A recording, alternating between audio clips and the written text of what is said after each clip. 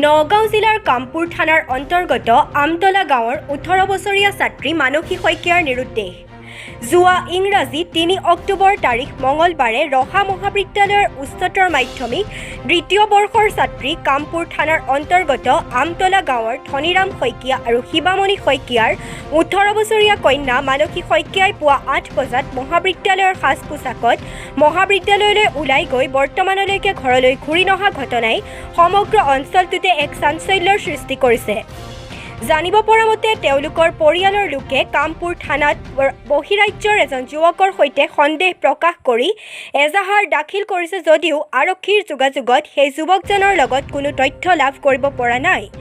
এই ঘটনাৰ সন্দৰ্ভত কামৰূপ আৰক্ষীয়ে তদন্ত চলাই আছে যদিও বৰ্তমানলৈকে ছাত্ৰীগৰাকীৰ কোনো সন্ধান লাভ কৰিব পৰা নাই।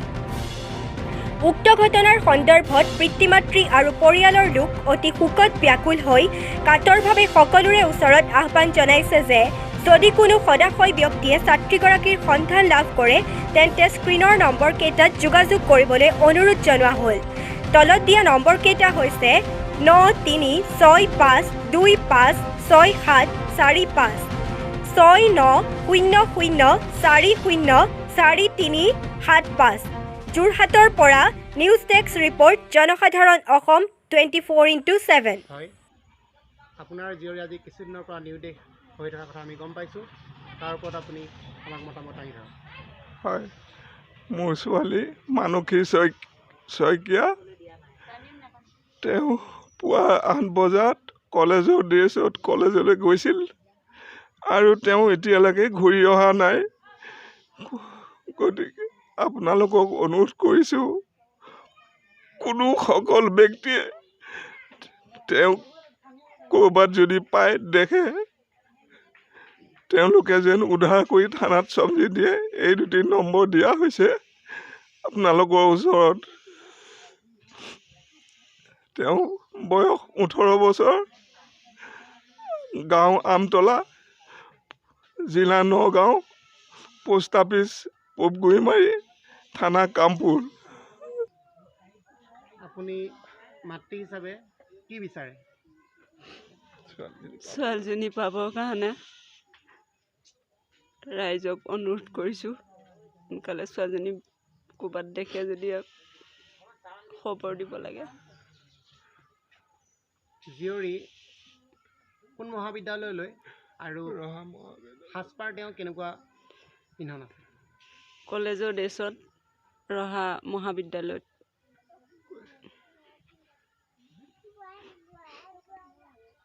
তেওঁক লৈ আপুনি কিছু সন্দেহ প্ৰকাশ কৰে নেকি? সন্দেহ এটাই আছিলে, কিন্তু পুলিচত এই সন্দেহ থকাৰ কাৰণে দিয়া হৈছে নম্বৰটো। সেইখিনি পুলিচে সোধ-পোছ কৰি নামটো। হয়, আপোনালোকৰ গাঁৱৰ এগৰাকী জীয়ৰী আজি কিছুদিনৰ পৰা নিৰুদ্দেশ হৈ আছে, তাৰ সংক্ৰান্তত আপুনি কি ক'ব বিচাৰিব? হয়, মানসী শইকীয়া যিজনী ছোৱালী, তেওঁ বৰ অমায়িকীয়া আছিলে। তেনেকুৱা ধৰণৰ গাঁৱত আজিলৈকে কোনো ধৰণৰ আমি শুনা নাছিলোঁ যে এনেকুৱা এটা কৰিব বুলি ভাবাও নাছিলোঁ। ছোৱালীজনী তেনেকুৱা ধৰণৰ কোনো ধৰণৰ কাৰোৰে সৈতে কথা বতৰা আলাপো নাছিলে তেনেকুৱা। ময়ো ওচৰতে এজন তেখেতৰ ককায়েক হিচাপে আজি প্ৰায় পায়ে থাকোঁ লগ সদায়, কিন্তু তেখেতে কাৰো লগত তেনেকুৱা নাছিলে। কিন্তু সেইদিনাখনৰ কেছটোৰ পৰা আমিও মানে বৰ বিভ্ৰান্তিত পৰিছোঁ, কি হৈছে কি নাই হোৱা। কিন্তু সেইদিনাখন এটা বিশেষ সূত্ৰে আমি জানিবও পাৰিছোঁ, তেওঁলোকৰ ঘৰৰ পৰা এজন বোলে বাহিৰৰ ল'ৰাৰ লগত তেখেতে কথা পাতি থাকে। কিন্তু ল'ৰাজনৰ কিমান দূৰ কিমান সঁচা, এদিন ফোনো কথা পাতিছিলোঁ। ফোনত কথা পতাৰ পাছতো তেখেতে নাই বুলিয়ে কৈছে। কিন্তু আমাৰ সন্দেহ এটা হয় প্ৰকাশ তাৰ ওপৰত, কাৰণ বাহিৰৰ দুষ্ট চক্ৰটো হয়তো কোনোবাই এনেকুৱা কৰিছে। কিন্তু ছোৱালীজনী বহুত অমায়িক আছিলে। গাঁৱত তেনেকুৱা ধৰণৰ আজিলৈকে ঘূৰা পকা কোনো ধৰণৰ কাম নাছিলেই তেখেতৰ, আমি গমো পোৱা নাছিলোঁ। কিন্তু এতিয়া পুলিচ প্ৰশাসনৰ ওপৰতো আমাৰ গৈছে, পুলিচ প্ৰশাসনে ধৰি লওক কেনেকুৱা কি বিচাৰ কৰিছে সেইটো আমাৰ প্ৰয়োজন হৈ পৰিছে। এতিয়া আজি মানসী শইকীয়া, কালিলৈ আৰু এজনী বেলেগ ছোৱালী নিৰ্দেশ হ'ব।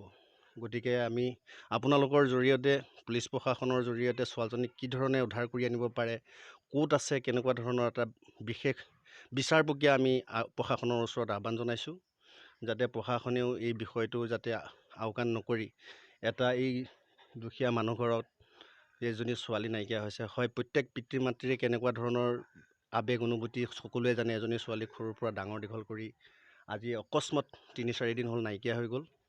গতিকে প্ৰশাসনৰ ওচৰৰ পৰাও স্থানীয় লোক হিচাপে দাবী কৰিছোঁ, অতি সোনকালে যাতে এই বিষয়টোৰ ওপৰত গুৰুত্ব দিয়ে। লগতে আমাৰ মুখ্যমন্ত্ৰী হিমন্ত বিশ্ব শৰ্মা ডাঙৰীয়াকো অনুৰোধ জনাইছোঁ, তেখেতে এই নিউজৰ জৰিয়তে যদি গম পায়, প্ৰশাসনৰ ওচৰত তেখেতেও যাতে সুদৃঢ় সুবিশ্বাসেৰে, আমাৰ বিশ্বাস আছে তেওঁ এইটোৰ ওপৰত কিবা এটা গুৰুত্ব আৰোপ কৰিব। তাৰপিছত আপোনালোকৰ জৰিয়তেও আমি আহ্বান জনাইছোঁ, যদি কোনোবা সদাশয় ব্যক্তিয়ে মানসী শইকীয়া নামৰ ছোৱালীজনী পায়, ক'ৰবাত দেখে, আমাৰ কণ্টেক্ট নাম্বাৰ দিয়া হ'ব। আপোনালোকে এই কণ্টেক্ট নাম্বাৰত যোগাযোগ কৰিলে তেওঁলোকৰ গৃহস্থী নহ'লে ওচৰৰ থানাতো যোগাযোগ কৰক, পিছত আমি গৈ যাতে পাম। ছোৱালীজনী বহুত অমায়িক আছিলে, কিন্তু আমি আজিলৈকে তেনেকুৱা ধৰণৰ কোনো পোৱা নাছিলোঁ। গতিকে আপোনালোকৰ জৰিয়তে আহ্বান জনাইছোঁ, সমগ্ৰ অসমবাসী ৰাইজকো অনুৰোধ জনাইছোঁ, যদি ক'ৰবাত আছে দেখে অতি সোনকালে যাতে ওচৰৰ পুলিচ প্ৰশাসনৰ লগতে গৃহস্থৰ লগত যোগাযোগ কৰে।